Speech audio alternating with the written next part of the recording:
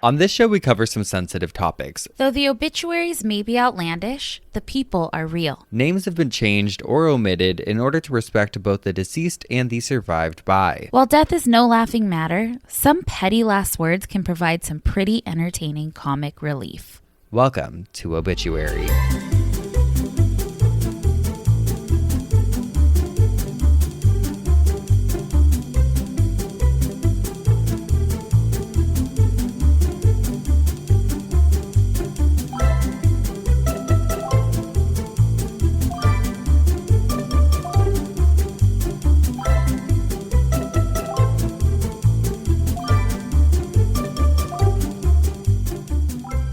Welcome back to Obituary. I'm Spencer Henry. And I'm Madison Reyes.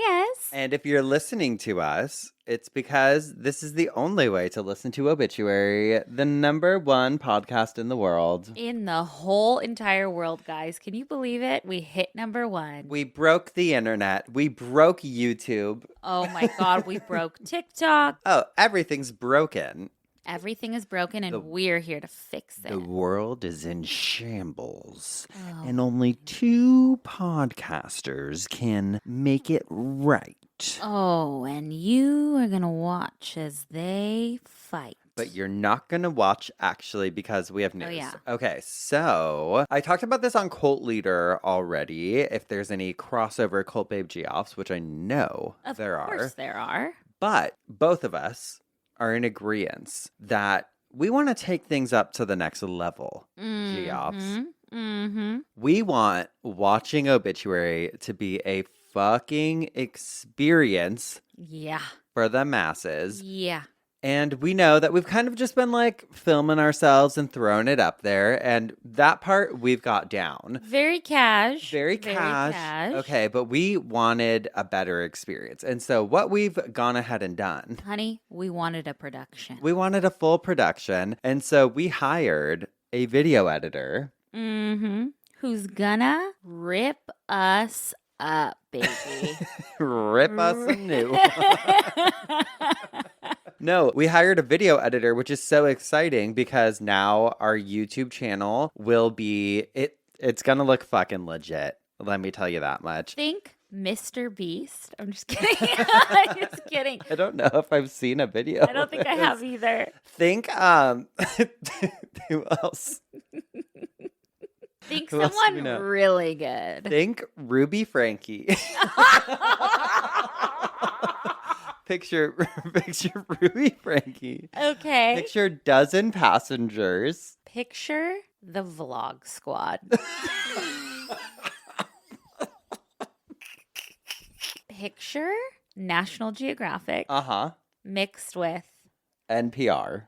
Mixed with Tiny Desk. Concert. You're getting music. Mixed with Vice. I really, in all seriousness, am so excited because we're just going to have like an actual production value because here's the thing. We spent a lot of money on the equipment and it's looking like an iPhone 5. Okay. It's not giving what we thought. So we did take the initiative to hire an editor. So we're so grateful and excited for that. So while we encourage you to always listen to us wherever you're listening, if you do want to watch along, it's now going to be a much nicer experience. But with that being said, for the next couple of weeks, we will not be on video. And different backgrounds. Yeah, we're doing like a whole different set. You guys noticed that the shelves were empty behind us in the last couple episodes. There's a lot happening. We are going to be coming to you professionally, is what I'm going to say. Okay, but never too professional. We're going to look... No, it's going to look professional. This is going to be it. Yeah, we're going to look professional, but you're still going to get the nasty, nasty information from us. So just know, probably like mid-October is when we're going to be coming back to YouTube. Yes. But you'll still get the audio component every single week until then. Which also, while we're talking, as you guys know, we are no longer on Wondery Plus and we're no longer available on Wondery Plus.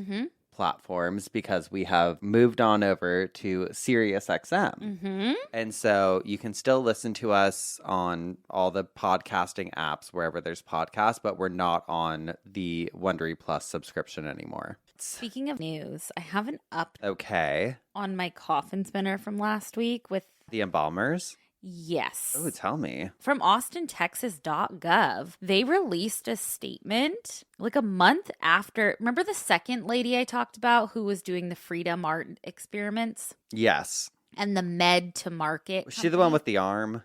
Yeah. Uh-huh. Okay, so Austin, Texas released a statement April 30th, 2025. I want to read it. It says, quote, the Austin Police Department, in partnership with the Texas Funeral Services Commission, the Travis County Medical Examiner's Office, and the Texas Department of Public Safety Texas Rangers, has identified 2 suspects in relation to the abuse of a human corpse. Remember, they just arrested the one lady? Well, there's another person connected. It says on April 28th, 2025, Aaron Ali voluntarily reported to the Travis County Jail. Following the completion of the intake process, he was released after meeting the conditions of his bond. While the details of this investigation are concerning, the Austin Police Department wants to emphasize that there is no ongoing threat to the public. But that Aaron Ali guy, it says the evidence obtained by detectives showed the opposite of these statements. Dr. Ali had provided human arms to Capital Mortuary Services, a facility not approved by the state for experimental testing involving embalming fluid.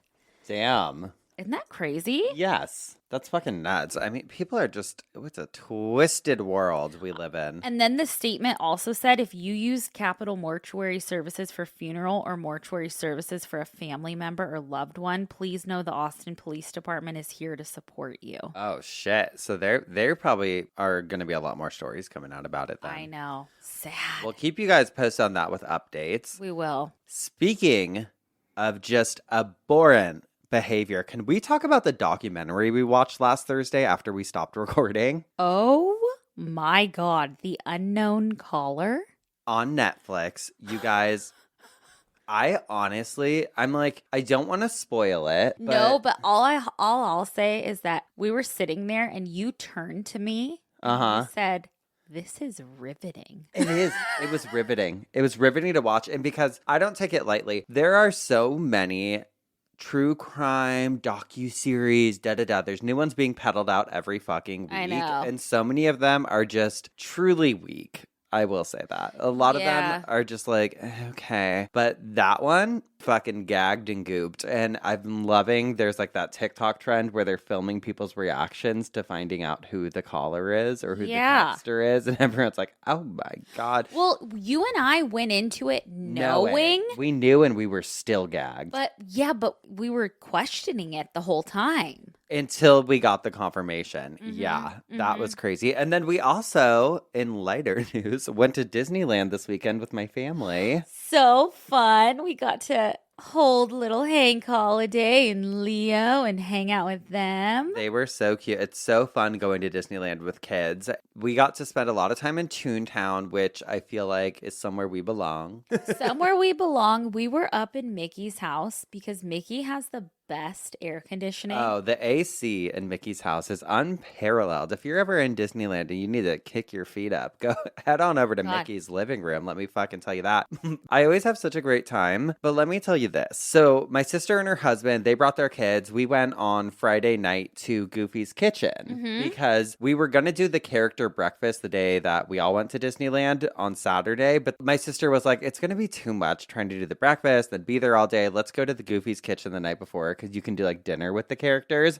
I've got gripes. Okay. Let's hear it. First of all, stinky and kind of run down. What is that? One of the 7 dwarfs? It might as well be. I mean, if he was there, I wouldn't even know because it took them 40 minutes to send a goddamn character over to the breakfast. Oh my God. Or the dinner. Well, might have been breakfast by then.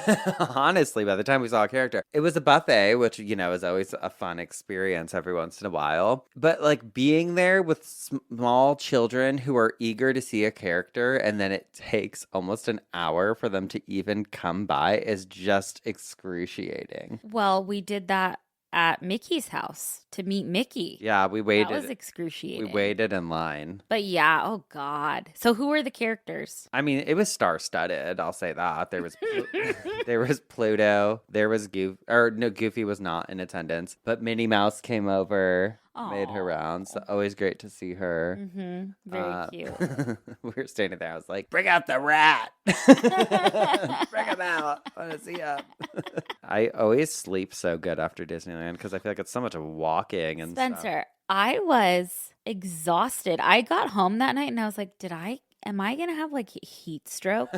Like I was so exhausted. I was tired. Oh, and then we ran into Holly Madison on our way out. Oh, yeah. And we were like, hi. I had like a big oversized Winnie the Pooh shirt on, like, hi. Yeah, I was like, hi, come on obituary. Yeah. She's like, okay, I'll look it up. So get her to, Geoff. Yeah, get fucking Holly. Tell her to come on. She's beautiful in person. I mean, she's beautiful like on TikTok and stuff, but in person she looks exactly the same. Totally. Like, no filters. Mm-hmm. Oh, and we told her that we went on Bridget's podcast. But if you guys missed that, we were on Bridget Marquardt's podcast, Ghost Bunny. That was so fun. That was so fun. And that was a cute little set. That was. I feel like that inspired us to kind of get it together. Because it was Bob Iger's set. Yes. Yeah, so it was like all Disney. Disney adults. Hi. We're the Cute. Geoff Park Hoppers. Cute. We did actually get to Haunted Mansion was shut down for a minute and they let us take a little picture in front of it. Yeah, we could post that. Yeah, that was cute. That was cute. It was fun. All right, well, shall we move into some haunted assholes? Ooh, those are my favorite kinds. These aren't haunted, actually. I should look for some haunted ones. I'm sure there are. I'm sure there are, yeah. This first one says, would I be the asshole if I didn't go to my mother-in-law's boyfriend's funeral? Okay. Now, for clarification, he isn't dead yet, but he's been diagnosed with a terminal and aggressive cancer. My mother-in-law is a wonderful lady who I absolutely adore. She's kind, generous, very patient, but she lost her husband years ago. There was a 20-year difference between them, and eventually found a new boyfriend. The boyfriend is, in her words, very conservative, the kind of conservative that gets his views from Fox News and Tucker Carlson. He once told me to my face that he believes white heterosexuals in America face more discrimination than anyone else, which is significant because my partner, my brother-in-law, and I are all from North Indiana, and we're pretty liberal, and he's from Alabama. We've gotten into a number of disagreements because of this. Recently, he's been diagnosed with terminal cancer, and we just found out about a week ago. And while we don't know what the timeline is, the fact that the cancer is aggressive is definitely not good. So what are my social obligations when it comes to his funeral? I don't want to go. I can be friendly and cordial with him, but we're not friends. I'm also a legal Canadian immigrant and LGBTQ, which only adds to the discomfort, and I feel like it would be a bit out of place for us to go to the funeral, especially since we only see him maybe twice a year. So would I be the asshole if I don't go to his funeral? I don't think you would be the asshole, but I do think if you love your mother-in-law and she's as lovely as you say, maybe you go just to support her. Yeah. Absolutely. I think you should go. We've said it before. Like, funerals are for the living. Yeah. You go because you want to support those people. You've said you're able to be cordial with this man, so you should be able to do that in death as well. He's not going to talk or anything. So, you know. Yeah, you don't got to worry about arguing. Yeah. They were voted the asshole if they didn't go. Got it. And he added a thing that said, got it, loud and clear, I'd be the asshole. Nothing's been said about the funeral yet. We don't know anything, so we'll just see what happens. Damn, you're like getting really prepared. He's not even dead. Yeah, I get it though. I mean, but we all have people in life that we're not going to agree with, but I don't think that you should let politics divide you from going at least for your, even if you're not going for him, at least go for your mother-in-law. Yeah. Because you said she's such a kind, generous person. Right. Our next one says, am I the asshole for carpooling with a guy? Okay. Yes. We hate carpoolers. We hate guys.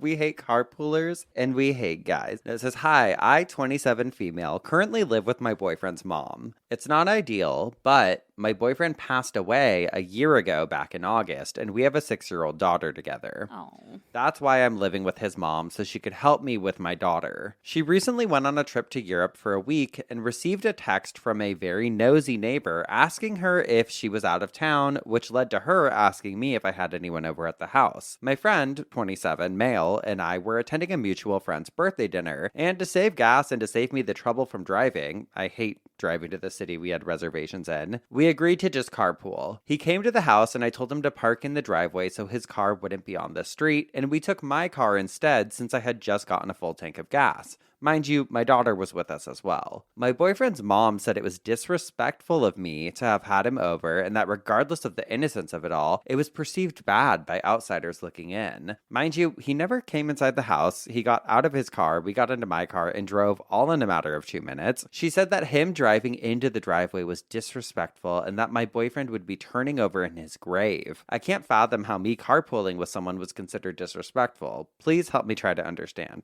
Thank you. Oh, please. The outsiders need to stop looking in. How about that? Take that, Gladys Kravitz. Yeah. I am one of those people. I will clock what everybody's doing, but You're not tattling. No, and it's innocent. And even if it wasn't. I know. Even if it was a date. I wouldn't maybe bring them to the mother-in-law. Mother-in-law. Inside, but... Yeah, but it seems like they were trying to be respectful, just park in the driveway so you're not taking up space on the street. Throwing it in her face, he'd be rolling over in his grave. Everyone in the comments was like, girl, get the fuck out of her house as soon as possible. Yeah. Which is easier said than done when you have a 6-year-old child and this woman's offering probably free room and board and childcare. Yeah, it's the granddaughter, yeah. But fuck. Yeah. No, not an asshole. No, I don't think so. No, yeah. Not a probably healthy living situation. Yeah, you should be able to carpool with whoever you want. Yeah, especially if it's to go to the Obituary live show in Tulsa, Oklahoma on October 8th. Well, there you have it. Carpool Geoffs. You guys should. We have had people meet each other and have become friends. Oh, yeah. We fully have had people become friends at shows. I love that. I love seeing a solo person. Yes. I was literally just going to say there's people that have come to our shows alone before and been like, I was scared to come alone, or I came by myself. I'm like, no, I fucking love that because I go to things by myself all the time. Yeah. And so I'm always like, hell yeah, I respect that. And also, if you're coming to our live show, it's a community of Geoffs, okay? We're all one big family there. Yes. There's no closure except for that fight that I was just thinking about first that. live I'm show. unless you were the people that were fighting, because that was not good. That was hilarious, actually, and I'm so grateful that happened. I'm so grateful there was a fight at one. I can barely remember it. Well, I can. It was people yelling. I don't know who it was. I couldn't see, but I know. I was just I'm thankful so it nosy, wasn't anyone we knew. I know. Fuck. Damn. All right. No. Well, I'm up first this week. You are, which means I have a little side bit. Hey, you got a little side action for us? It's actually a side witch. Ooh. This is from the Daily Interlake, May 16th, 1985. Witch from Oz, dead at 83. Salisbury, Connecticut. Margaret Hamilton, who played the Wicked Witch of the West in The Wizard of Oz, died today of an apparent heart attack, according to nursing home officials. She was 83. She had also appeared on television and was known to many as Cora, a kindly character in the Maxwell House coffee commercials. Hamilton, who had been ill for about a year, died at the Noble Horizons nursing home in Salisbury, according to Joanne Lunning, director of nursing at the facility. A former kindergarten teacher, Hamilton's role in the 1939 version of the L. Frank Baum classic has frightened generations of children who thrilled as she melted at the feet of Judy Garland's Dorothy, which, Wizard of Oz, the original I love. I would only wear ruby red slippers. She freaked me the fuck out. She's scary. Yeah, but I can't believe she was just a cutie kindergarten teacher before she got that role. I love it. I know. Love it, love Rest it. in peace, girl. Rest in peace. An icon. Green Goblin. Ooh. All right. Well, we're going to take a quick break. And when we come back, I'm going to tell you what had me spinning in my coffin this week. Alrighty. We'll be right back. And we're back. Spencer, what had you spinning in your coffin this week? Well, Geoffs, I am so excited for my coffin spinner this week because it's a story of canonization that actually just happened. Really? Mm-hmm. Okay. We've talked about saints in past episodes, but in case anyone missed it, canonization is the Catholic Church's official process of declaring someone a saint. It's like the church's stamp of approval that says, yeah, like this person lived a holy life, they performed miracles, and they deserve universal recognition. Wow. Kind of like I feel like becoming a patron saint is like getting like a Hollywood star. Yeah. On the Walk of Fame. In total, I was curious about this. I'm like, how many canonized saints are there? Oh, yeah. And there are about 10,000. Oh, shit. So I started to look into that because obviously it's a large number, but the reason behind it being such a large number is because it didn't become a regulated process to become a saint until much later on. So everyone was doing it? Yeah, everyone was doing it. Okay. I'm going to break down quickly how canonization changed throughout history because it's essentially broken down into two time periods from what I read. There was pre-medieval canonization, which was a little more loosey-goosey, and then post-medieval, where it became more of like the regulated system we would see today, which I'll also get into later on. But back in the early days of the church, sainthood was wild because if you died for the faith in any way whatsoever, if you were executed, fed to the lions, roasted alive, killed by people who didn't have the same religious beliefs, whatever, you were instantly in. There was like no paperwork, no interviews. It was really like the local community that ran the show. So if your grave, for instance, started getting a lot of flowers, or if there was rumors of a miracle around your death, or even if the person was just well liked and had a lot of visitors at their burial site, people would declare them a saint. Cool. I would start planting flowers for you, and I would spread a rumor. Oh my God, please get me canonized. Well, it wouldn't work today, unfortunately, but we'll get more into that. But an example of that would be Saint Martin of Tours. He died in 397. He was really popular, really well liked. So bam, he just became a saint and there was no questions asked. Cool. But here's the problem. When sainthood is just a popularity contest, some questionable people can sneak in. So by the 10th century, Rome was like, hold on, we've got to like regulate this. Like there has to be some prerequisites, right, to becoming a saint. Yeah. And so Pope John the 15th canonized Ulrich of Augsburg in 993. And this was the first official time someone had been declared a saint by the Pope. Okay. Like the first papal saint. Oh, wow. That's a big deal. Yeah. And that's kind of like the start of when the Vatican turned sainthood into this exclusive members only club. And by the 1100s, Pope Alexander III laid down the law. He was like, okay, only the Pope can make saints, and you got to come with receipts. We want miracles. We want heroic deeds.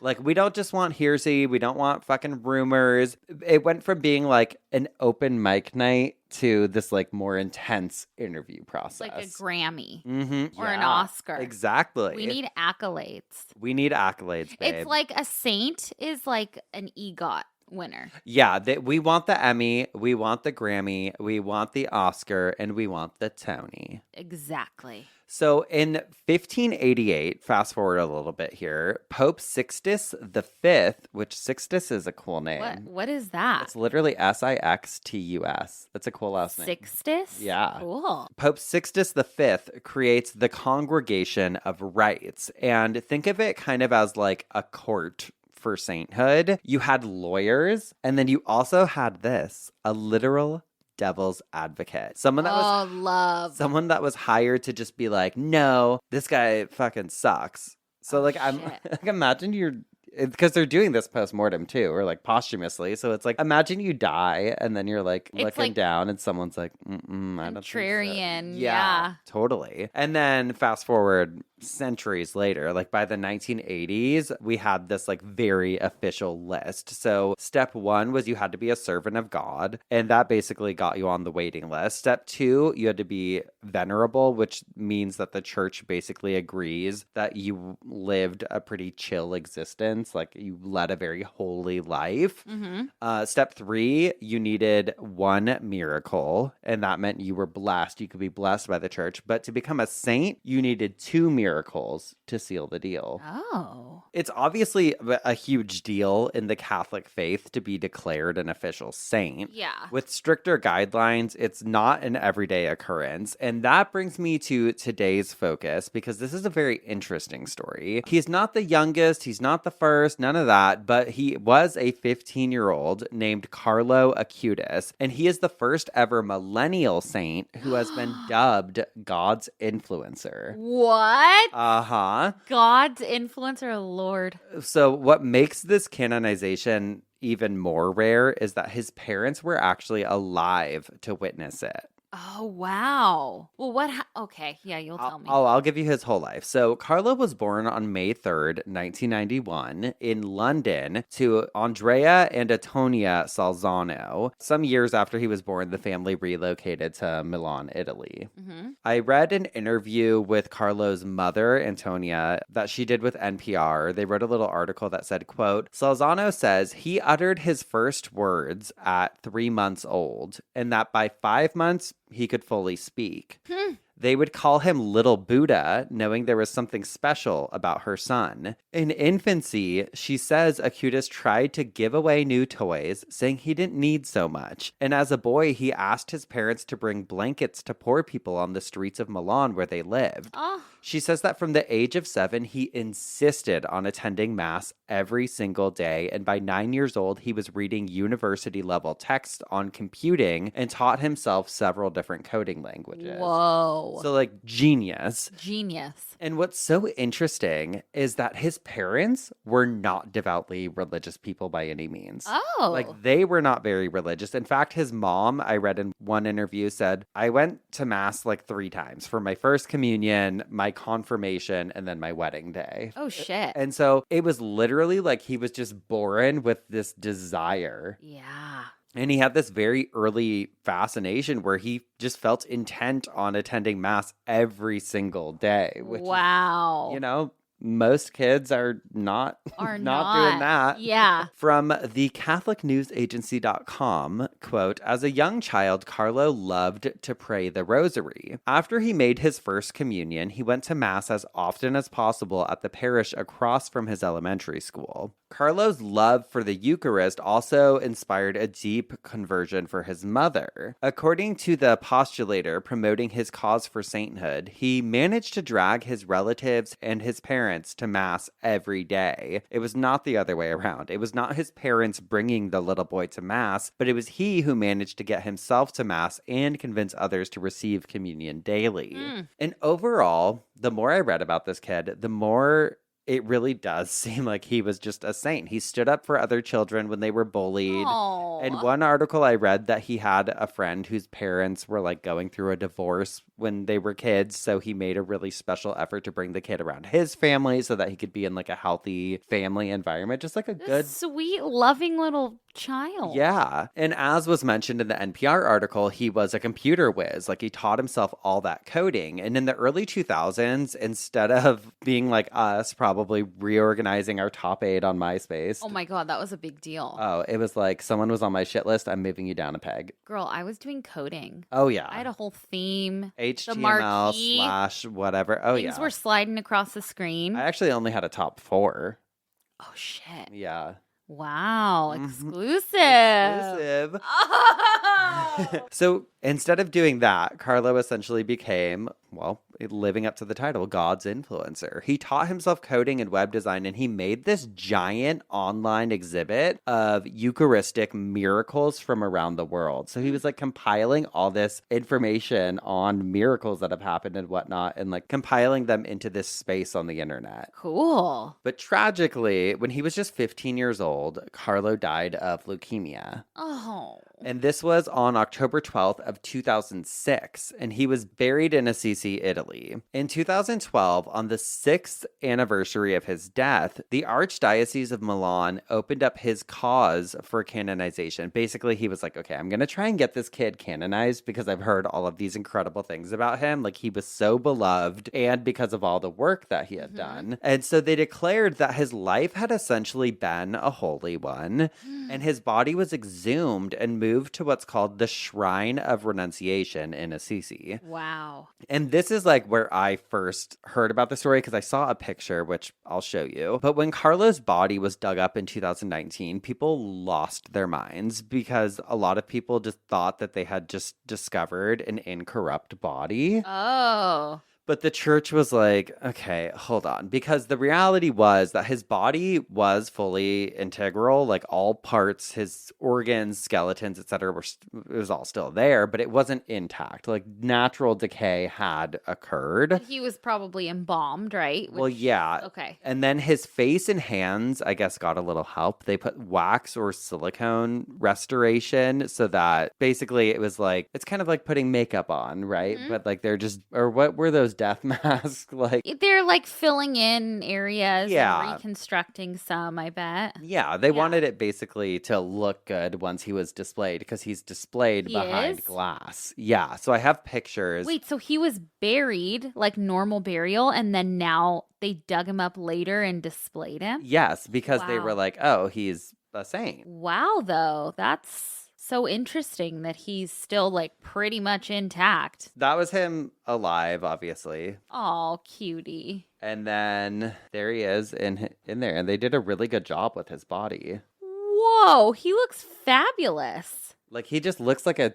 teenager taking a nap. Whoa. And what I love too is that he's dressed in just like total normal teenage clothes. Like a soccer outfit. And jeans and Nikes. Yeah, it's just Oh my God, that's so cool. I thought that was so cool. When I saw those pictures, that's when I was drawn to the story, obviously, because I'm like, okay, I need to know everything about this. Yeah. And because I too, when I saw the picture, I'm like, he's incorrect. Like that body is intact. That body looks good. Uh-huh. I mean, his face and all that. Yeah, no, appeared very much intact. Yeah. But there still is more requirements than just being this holy kid, right? He still has to have the full checklist to become a saint. And they also needed to have 2 miracles on their checklist to meet the requirements. And so basically he went through like the initial phasing process to become canonized, but then they have to still wait for these like miracles to happen. And so he's like laying in wait right now. basically, and then in 2019, there was this boy in Brazil named Matthias, and he had this congenital defect called annular pancreas, which made it really hard for him to eat, and he would vomit all the time. He could only really drink liquids. Well, his mother and other supporters prayed to Carlo Acutis.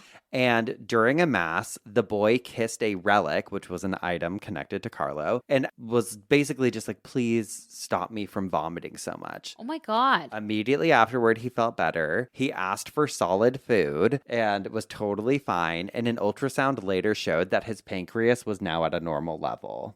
What? Miracle number 1. Miracle number 1. Wow. And then in 2022 came the second miracle. Oh, shit. There was this young woman from Costa Rica who was studying in Florence at the time named Valeria Valverde. And she fell off of her bicycle that she was riding and she suffered this severe head trauma. She had a brain hemorrhage. She required emergency surgery, including removal of part of her skull to relieve the pressure on her brain. And the doctors said, I guess, that her chances of survival were very low. Well, the story goes that her mother, Liliana, prayed at Carlos's tomb in Assisi and left a letter for him. I just got chills. And on that same day, Valeria began breathing on her own again. No way. By the next day, she regained movement and could partially speak, and test scans later confirmed that the hemorrhage had completely disappeared. What? Physicians considered the recovery medically inexplicable.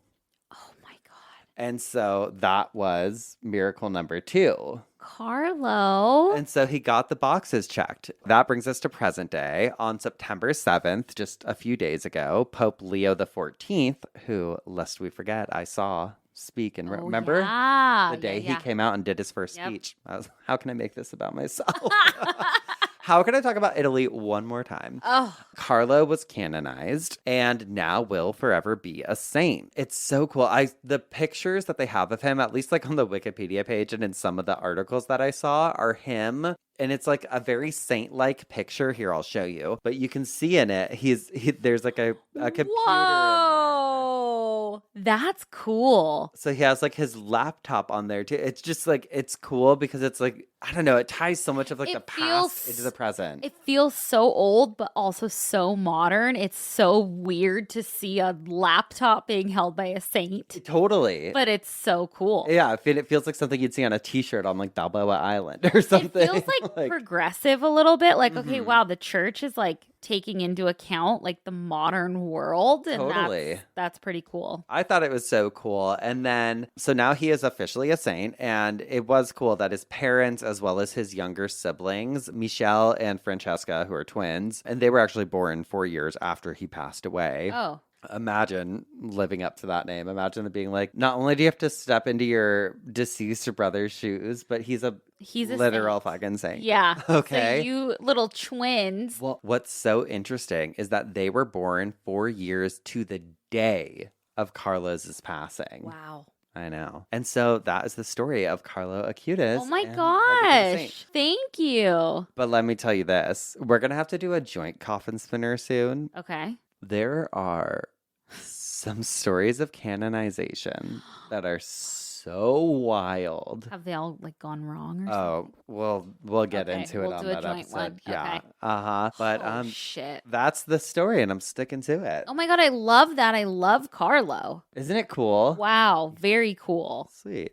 Oh, well, thank you. Yeah, of course. Gosh. Well, we're going to take one more quick break. And when we come back, Madison is going to tell us what had her spinning in her coffin this week. Yes, I will. We'll be right back. And we're back. Girly, what had you spinning in your coffin this week? And can it beat a saint?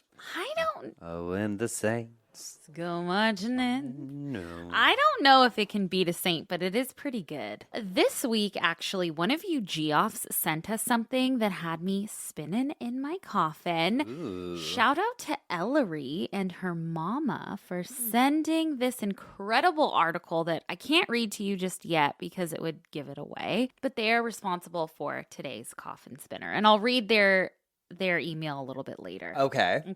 Girly and Geoffs, we are heading off to Maine today, which I know you'll be happy about. Oh, love Maine. Love Maine. Beautiful. And heading to a cemetery in a very teeny tiny town there. This cemetery has one of the most unusual but sweet and kind of hilarious traditions. The teeny tiny town that I'm talking about is Weld, Maine, and the population is, I think as of 2020, it was like in the 300s, and I think as of this year, it's like between 400 and 500 people total. Okay. It's okay. Small town. Small town. It's about like 60 to 70 square miles for the whole town. Very small. They have a big, beautiful lake there called Webb Lake, and there's forests and mountains, and it's just this cute little town. I want to go. You're literally going to want to pack your bags and go visit and probably buy a burial plot there after this. Okay. Because of their cemetery there. Their cemetery is called the Mountain View Cemetery, and it dates all the way back to 1810. And it started as just like a couple of graves on a family farm. I believe the farm was the Gordon family farm. But eventually the town formed a cemetery association in 1904, and they've been running it ever since. And I have to explain how pretty and charming the cemetery is. I'll show you a ton of pictures, Spence, and I'll post a ton of pictures. But the town itself, like I said, is beautiful, but the cemetery is like tucked up against the forest, and there are wildflowers and ferns, and it's kind of like a rustic vibe. Okay. It's surrounded by maple trees, so you can imagine like in the fall, like Beautiful. all the foliage. The caretaker for the cemetery has even said that he'd rather like let the trees and plants and grass kind of do its thing rather than make it look like a sad little golf course. Yeah, I agree. I can understand that. Like, there's manicured and then there's manicured. Well, you know? I think there's like a balance always with like, I mean, we've been to so many cemeteries together, especially during our travels, which we should have vlogged and talked about because I feel like we went to so many. But I know next year we have plans for some other side quests for the show. I do like the idea of there being more of like a naturey vibe. I feel like the prettiest cemeteries always have like true nature around them, and it's not just this like pristine, the grass is all cut at half an inch and da. I like when there's like a ton of trees, and I love the idea of like wildflowers and whatnot. I know. But not overgrown.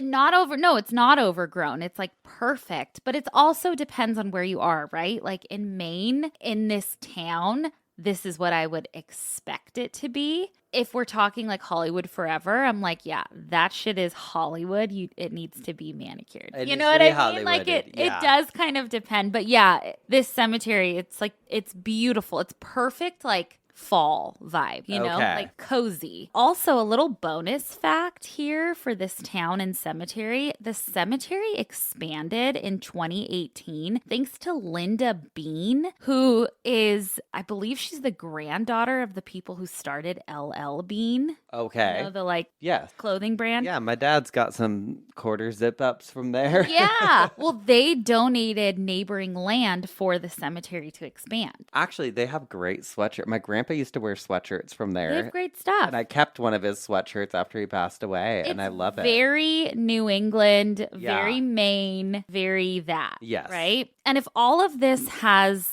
not sold you, it's already sold me, but this isn't the best part. Since 1994, Mountain View Cemetery has been hosting one of the most wonderful and probably strangest annual traditions. They have this party every year that's basically a get to know who you'll spend eternity with party. Like a meet your neighbors? Yes, it's an annual cemetery party. So every August, the Cemetery Association, which is basically everyone who owns a plot in the cemetery who are alive, meet up at the sexton's house. And the sexton for this cemetery is a man named Sean Manier. He has been taking care of Mountain View Cemetery since the 90s. He started this party and he hosts it every single year. And from every article that I've read that I have linked for you guys, if you want to explore more and like see more pictures, the vibes are very cozy. His house looks super warm. People show up and he's got Creedence Clearwater Revival blasting, I guess. Hell yeah. Wine is flowing. There's food, like the whole nine. Oh my God, I love this. Sweet little party. But everyone is there kind of celebrating something morbid, but it's like totally a community builder. People are cracking jokes. They're laughing. They're talking about their burial plots and who's going to be located where, who's going to be close. They're talking about the views. They're talking about it all. I love it. I love that song. It's giving, I mean, with the fall vibes and everything. It's I'm Gilmore like, Girls. It's Gilmore Ghouls. Gilmore Ghouls! I love that. I love that. Also, I read that the Sean Manier, he seems like such a sweetheart. I guess he tucks flowers or like ferns into the bottom of fresh graves before a burial, just so families don't have to look down and see like a big raw dirt hole. I love that. It's just so cool. There are a few articles out there on this, but my favorites have been from Grace Benninghoff, who actually attended, I believe, one of these parties and interviewed people and she wrote about it for the Press Herald, and then she was also on NPR talking all about it. In Grace Benninghoff's NPR reporting, she interviewed a woman named Annie Agin, who said that her epitaph will read "dirt to dirt." She's a gardener, so it's like her twist on the old dust to dust line. Or ashes to ashes. Or ash to ashes, the ashes to ashes. One of my other favorite moments from Grace's interviews was when an attendee laughed and said, "We've already met the neighbors and we like them. And then Grace's NPR story also covered how there really aren't a lot of burial rules at the Mountain View Cemetery. So Sean Menier, the sexton, explained that families can do it their own way. He's seen burials in fishing tackle boxes, flower pots, baskets. You can do a coffin, but like doesn't matter. He's like, it's up to them. I love that. Which is so cool. Yes. Like I said, there's community building here for this life and for the afterlife, which just seems so cool because of these parties. Yeah. But Grace Benninghoff wrote about Ina Toth and Todd Papalagis, who first met at one of these cemetery parties years ago. And in her reporting, she explained that they hit it off over cocktails and now their families are basically like eternal best friends. They even bought plots near each other, so they'll be neighbors forever.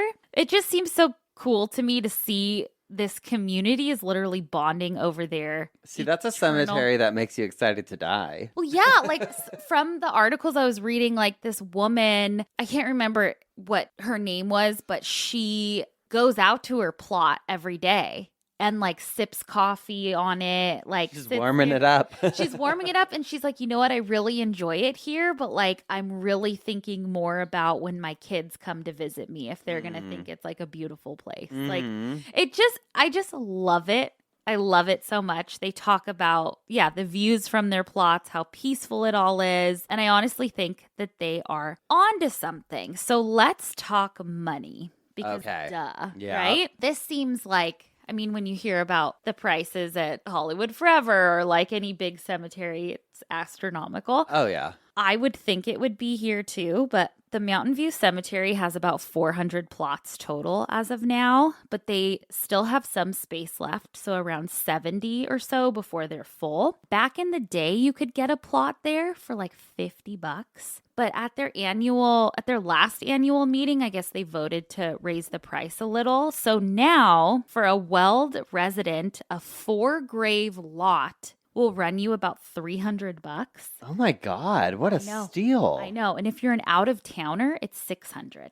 Damn. Still a bargain. Still a bargain. Yeah, it feels so fair and also so not fair. I'm like, you guys charge way more, please. Like, that's crazy. So while I was researching this, though, I actually learned that, like, because I've never heard of anything like this, right? Like, of course, everything's so removed, and you buy a plot, and then, you know, it's on a piece of paper, and you're buried there whenever you die, right? Yeah. Well, I learned that meeting with your fellow plot owners isn't actually that out of the ordinary. In fact, I guess some cemeteries in the US are supposed to do this once a year. I guess when you buy a plot, you are a lot owner, which technically makes you a part of the cemetery association. And by law, in some places, like New York, for example, they have to hold annual meetings for lot owners. But the problem is they're fucking like the driest things imaginable. Yeah. So I believe, and don't quote me on this because I don't know Maine's cemetery law, but I believe that they may like have to have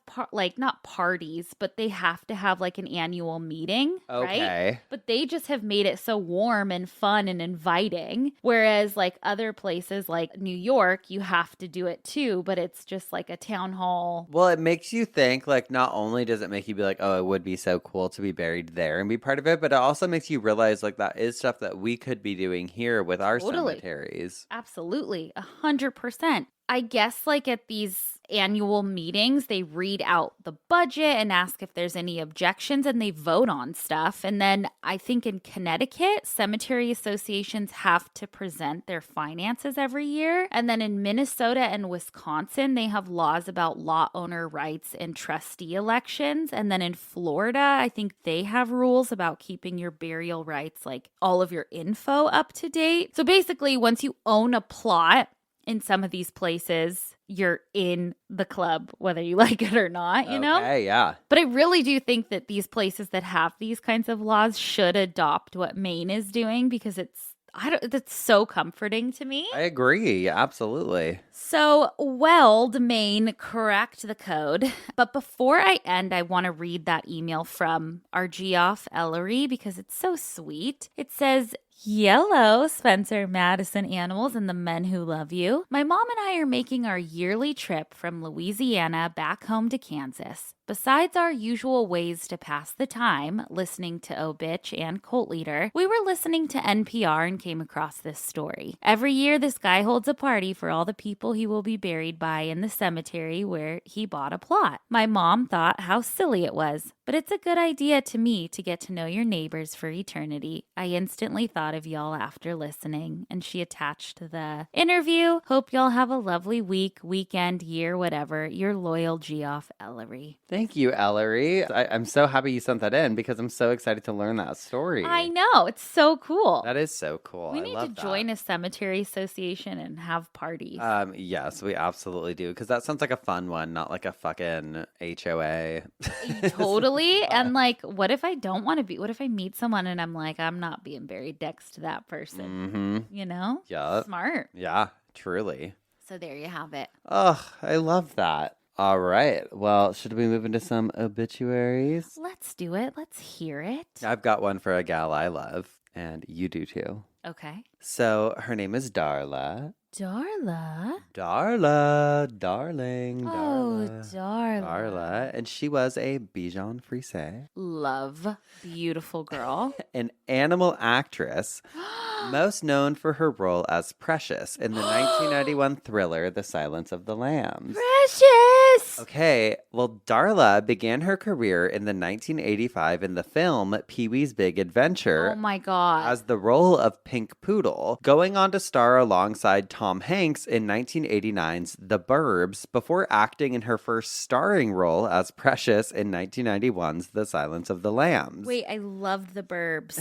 Darla became a cult icon due to the film's success, with many wondering what exact breed she was. She also appeared in the television series Coach 1990 in Erie, Indiana in 1991. Her final role before retiring was in the 1992 film Batman Returns as Ratty Poodle. Ooh. She died later that same year at the age of 17. Oh my God. Good for her. A life well lived. A life well lived. And a starlet we love. God, a star is born. I mean, she was in hits. Here's a picture of her. Oh, she's beautiful. Perfect. Look at her little hands. She's a star. Wow. She is a star.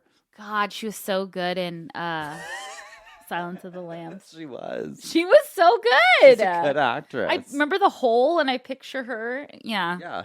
Love her. And just in I mean, she was in hits. Yeah. I wonder how much she got paid. She should be canonized. In our world, we need to start the Geoff canonization process. Yeah, seriously. And to get canonized by us, you either have to be shot out of a cannon or exactly. you have to be an animal star. Who performed miracles, which she did. She did. God love her. Oh my God, imagine her picture. Oh, God. Oh, She'd be holding like a little kibble or something. like a little bone. Yeah. Oh, I love that. Or no, holding a movie camera or a star. Oh, she deserves a star on the Walk of Fame. Holding an Oscar. Oh, an EGOT. She wasn't even in anything, but we'll give it to her. Perfect. Who do you got? Oh, God. All right. I have one, and it says, "Beloved mother and wife.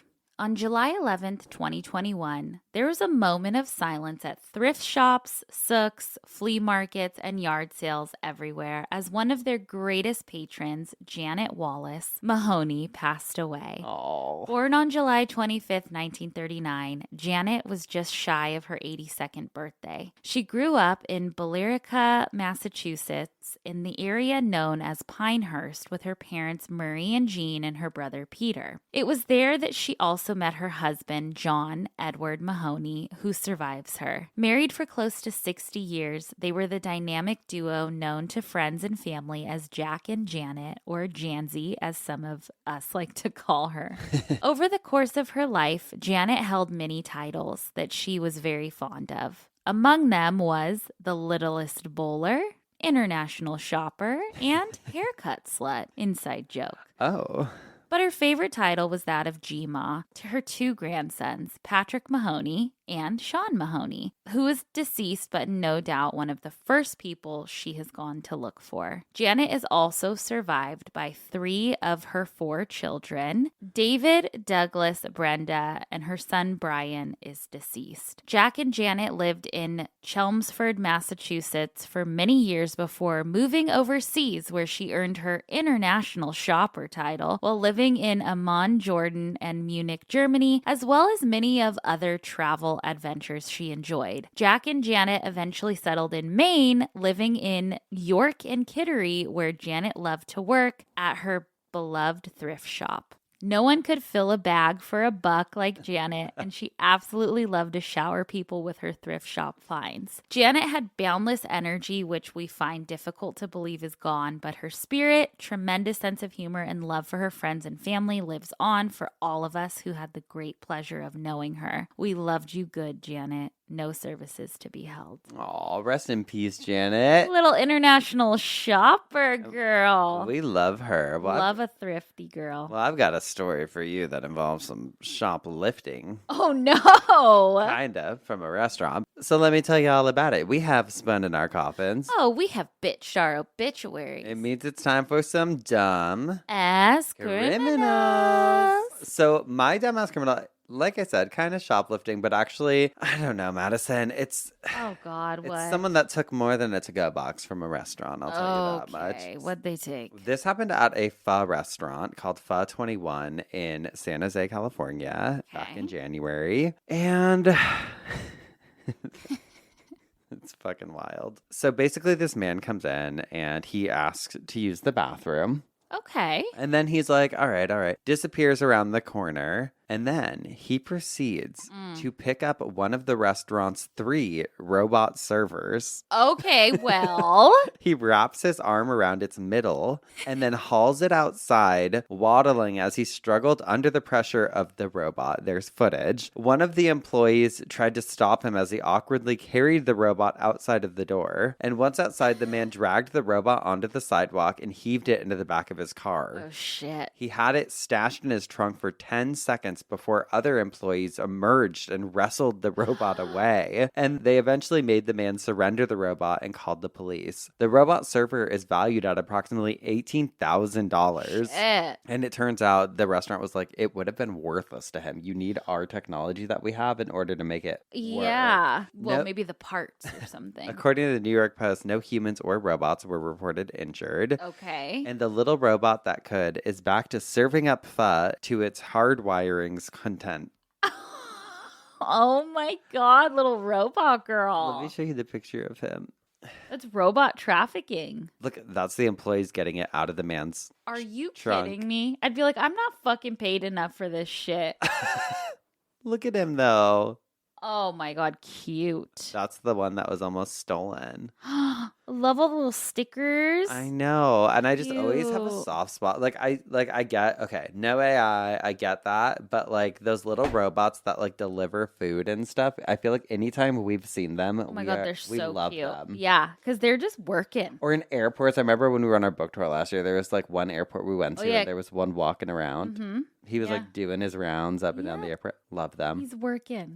You can't get mad at them. They're just doing their jobs. They were programmed that way. And you cannot kidnap them. You cannot kidnap them, but God, he tried. He tried it. Well, I don't know what my deal is with witches this week, but I know. Halloween's just around the corner. that's true. I'm like in the Hollywood mood. The Hollywood mood. Okay. Oh, wait, what I say? And that's on Hollywood. Honey, I am in the She's in the... You can't see it, but you can hear it in her voice. She is in the Hollywood. I am in the Hollywood mood, okay? This is from Montpelier Evening Argus Oh my from... gosh, Vermont? I guess so. Friday, January 25th, 1907, okay? And the headline got me because it says, Wants Witch Arrested. Oh. Nebraska farmer claims family is under a spell. Butte, Nebraska. January 25th. Jacob Jarbins, a farmer, says he and his family are under the spell of a witch, and he wants the witch arrested. Oh. She is a young woman and attractive. Jarbis's daughter corroborated his stories and told the prosecuting authorities. Jarbin's son was the first victim of the witch. While waiting with her a year ago, he found himself unable to put his right foot on the ground. He had hysterics for a week until a friend quoted scripture, which cured him. Shortly after this, the witch passed the house and threw every member of the family under a spell. Next, her spite was vented on the farmer's cattle and horses, several dying without apparent cause. Oh my God. The son got so far under the spell that he had to be sent away. I'd be accusing everyone of being a witch back in the day. I know I'd do it. Anyone who did me wrong, I'd be like, she's a witch. It made me laugh because she's young and attractive. You know, the fucking son and the dad probably had hots for her. And fucking weird. And she was like, ew. Yeah, and they're like, witch! She's a witch! I can't put my right foot down. God. Crazy ass people. Crazy ass fucking people. Speaking of crazy ass people, we're some crazy ass people who are going to finally visit the Lamb Funeral Home this weekend. Oh my God. We're doing a tour. Woohoo! With Rosie, who you guys will know because she was on the show recently, also known as Ghostly Archives Online. Yes. And then our friend Tina as well. Yay! Who a lot of you also know from her movies because she's a movie star. Yeah, it's going to be star-studded. It's a star-studded event. And then, of course, we'll have Madison Reyes. Oh, honey, and Spencer Henry. They'll be there, and they're feeling Hollywood. So if you want to see that, follow along on our Patreon, which is patreon.com/cultleader. You're in for a real treat. A real treat. And also, you can get tickets to our upcoming live show at obituarypodcast.com. But that's it for the week. We'll see you next time with some more coffin spinners and obituaries and dumb ass criminals. Goodbye. Goodbye.